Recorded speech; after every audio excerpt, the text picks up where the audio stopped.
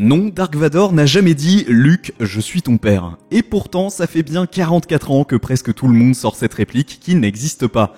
La raison, c'est l'effet Mandela. Mais du coup, c'est quoi l'effet Mandela et est-ce qu'on a d'autres exemples dans le cinéma ? Le phénomène a été découvert il n'y a pas si longtemps que ça. On est en 2009 et c'est Fiona Broome, une chercheuse américaine spécialisée dans le paranormal, qui met un nom dessus. La raison est simple. Alors qu'elle était à une convention de science-fiction, elle a discuté avec des personnes dans une petite salle d'attente. À un moment, la discussion a dérivé pour en arriver à tourner autour de Nelson Mandela. Plusieurs personnes dans la pièce juraient que l'homme politique sud-africain était mort depuis de nombreuses années lors de sa détention en prison. Elle et d'autres se souvenaient même d'avoir vu des reportages sur ses obsèques. Problème, Nelson Mandela avait été libéré en 1990 et était encore en vie en 2009, ce dernier nous ayant quittés en 2013. Et il a tout de même été entre-temps président de l'Afrique du Sud. Sur le coup, elle appelle ça l'effet Mandela. Et c'est vrai qu'au-delà de ce petit échantillon de personnes, nombreux sont celles et ceux qui croyaient à l'époque à tort que Mandela était mort. L'effet Mandela, c'est donc quand un groupe de personnes, se connaissant ou non, partagent un même souvenir qui en fait n'est pas réel. Ça peut concerner un événement historique, une citation, ou même, et c'est ce qui va nous intéresser aujourd'hui, des films. Au-delà du nom donné par Fiona Broome, des études scientifiques ont été conduites pour prouver la véritable existence de ce phénomène. Les tests étaient relativement simples et consistaient à montrer aux participants différentes versions de logos. Il fallait alors trouver lequel était le bon.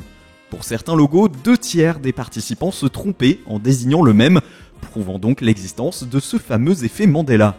C'était le cas par exemple avec le petit bonhomme de Monopoly. Si on vous montre ces 3 versions du personnage et qu'on vous demande laquelle est la bonne, qu'allez-vous répondre ? Normalement, beaucoup d'entre vous vont dire que c'est le premier le bon. La majorité des personnes testées pensent qu'il porte un monocle, alors que pas du tout. La bonne réponse, c'est la 3. Ni monocle, ni lunettes. Même si c'est vrai que ça lui irait pas si mal. Mais du coup, d'où viennent ces faux souvenirs collectifs ? Certains médecins pensent que c'est une forme de confabulation. En gros, un mensonge honnête. Généralement, une personne crée un faux souvenir et le partage sans savoir que son souvenir est faux et sans vouloir tromper qui que ce soit. Les autres alors encouragent et continuent de propager ce souvenir. Et si tout le monde le fait, c'est pour combler les trous dans nos souvenirs. Notre cerveau n'est pas un disque dur. On ne va pas tout retenir au détail près. Si un film nous remontrera toujours la même chose, notre mémoire, elle, va faire quelques adaptations quand elle n'a pas de souvenir précis. On comble donc les trous sans s'en rendre compte, et souvent plus ou moins de la même manière, ce qui conduit à ces souvenirs collectifs biaisés. Et comme on le disait, le cinéma n'est pas épargné par l'effet Mandela. On évoquait plutôt la réplique culte de Dark Vador dans l'Empire contre-attaque. Qui ne se souvient pas de ce fameux moment où il déclare « Luke, je suis ton père ». C'est quand même l'une des scènes les plus cultes du cinéma, un dialogue gravé à jamais dans l'histoire. Sauf que si vous vous en souvenez, c'est dommage parce que ce n'est jamais arrivé. Dans le film de 1980, le personnage dit en réalité « Non, je suis ton père ». Et pourtant, ça ne nous a pas empêché de modifier la réplique au fil du temps. Pour ce qui est de la raison, c'est peut-être pour le côté plus théâtral en donnant le prénom, ou alors tout simplement pour permettre de l'adapter plus facilement pour faire une blague à son ami en changeant le prénom. Jean-Sébastien, je suis ton père. Bon, toujours est-il que c'est l'effet Mandela le plus connu du cinéma. Et ce n'est pas le seul qu'on va avoir sur la saga de George Lucas. Tout le monde connaît ce bon C3PO. Et là, si on vous demande de vous déguiser comme lui pour Halloween, vous allez prendre du papier d'alu et des boîtes de conserve pour tout repeindre en or. Sauf que non, C3PO n'est pas entièrement doré. On parle là de ses apparitions dans la trilogie originale, parce que oui, quand il apparaît pour la première fois, disons qu'il est tout nu avec les câbles apparents, puis dans l'épisode 2, il est plutôt argenté, et dans la post-logie, il a un bras rouge. Mais sur les épisodes 3 à 6, sa jambe droite est argentée. Sauf que ça, quasi tout le monde l'a oublié. Pour les causes, il y en a plusieurs. Déjà, quand il apparaît pour la première fois, il est dans le désert de Tatooine. Et forcément, le sable qui se réfléchit rend la jambe un peu dorée. Ensuite, nombreux sont celles et ceux qui ont vu et revu les premiers films sur des VHS. Sauf que les VHS, ça s'use et la qualité de base n'est pas optimale. Donc il était difficile de distinguer que la jambe droite était argentée et non dorée. Et puis enfin, les jouets sortis à l'époque avaient un défaut. Les figurines Kenner, qui représentaient le personnage, l'avaient fait tout en or. De là, on comprend facilement comment la fausse croyance d'un C3PO tout doré a pu se propager. On peut trouver d'autres exemples encore plus anciens. Prenons un classique de Disney et même carrément le tout premier film de la firme aux grandes oreilles, Blanche-Neige. On ne va pas parler de la pomme, pas de panique, elle est bien rouge et les nains sont bien au nombre de 7. Ce qu'on change souvent en revanche, c'est encore une fois une ligne de dialogue. On est alors au début du long métrage et la méchante reine s'adresse à son miroir magique. Dans la mémoire collective, ce qu'elle dit c'est « Miroir, miroir, dis-moi qui est la plus belle ».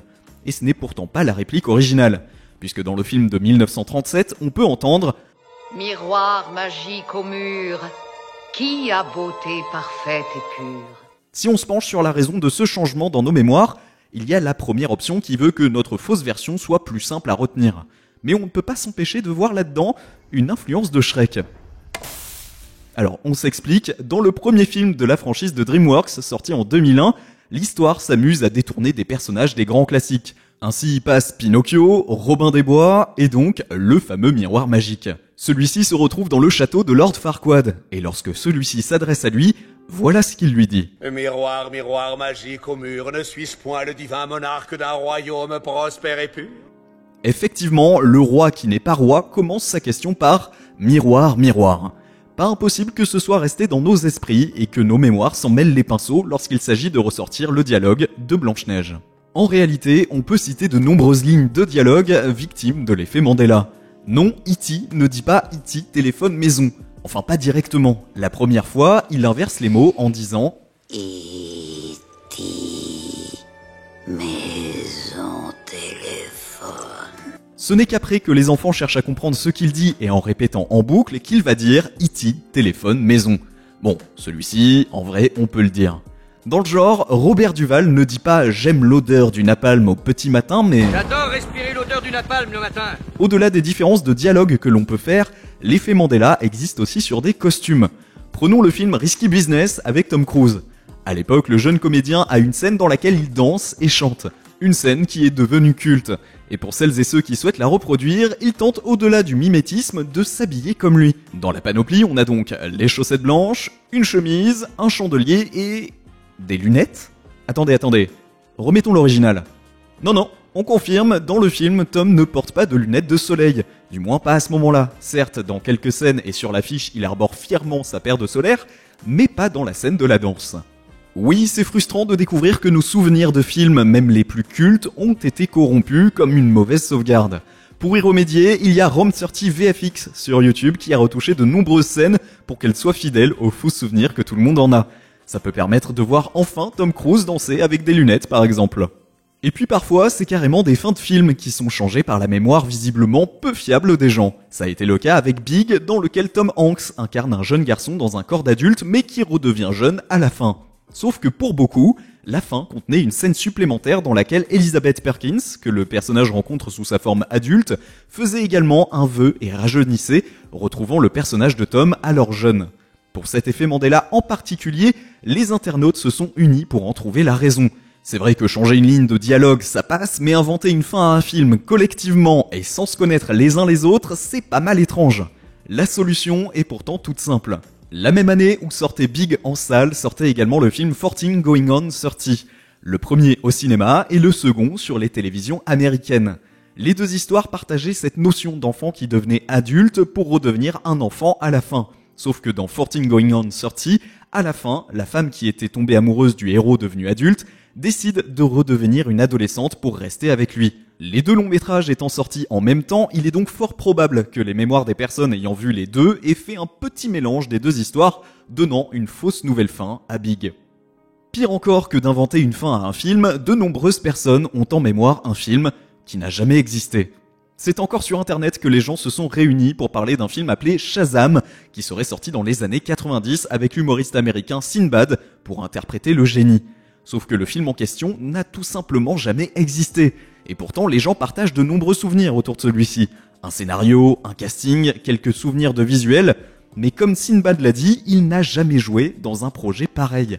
Et pourtant, depuis 2009, l'histoire fait régulièrement surface avec de nouveaux témoignages et sans bien évidemment que personne ne puisse donner une preuve de l'existence du long métrage. Le seul projet que l'on pourrait rapprocher de ce fameux Shazam serait le film Kazam. Effectivement, l'affiche correspond aux descriptions faites, L'histoire aussi, sauf qu'à la place de Sinbad, c'est Shaquille O'Neal. Et c'est très probablement de ce film dont se souviennent ceux qui croient en l'existence de Shazam, même si certains refusent encore d'y croire. À ce compte-là, on peut aussi se dire qu'à l'avenir, des gens croiront vraiment en l'existence du film Goncharov de Martin Scorsese avec l'effet Mandela. Goncharov serait un long métrage réalisé par Marty en 1973 et ce serait même son plus grand film, avec à l'affiche Robert De Niro, Harvey Keitel et Al Pacino pour ne citer que. Un long métrage qui nous plongeait à Naples après la disparition de l'Union soviétique, en plein milieu de la mafia avec un tueur qui tente de gravir les échelons. Un film malheureusement boudé par les Oscars, et pour cause, il n'a jamais existé, malgré de faux indices qui ont pu être postés au fil des années sur internet. Une histoire assez folle à retrouver sur le site d'Allociné. Donc non, ne lancez pas les rumeurs, tout ce dont on a parlé n'a pas vraiment existé.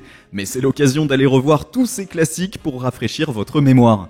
N'hésitez pas à dire en commentaire s'il y a un de ces effets Mandela auxquels vous croyez.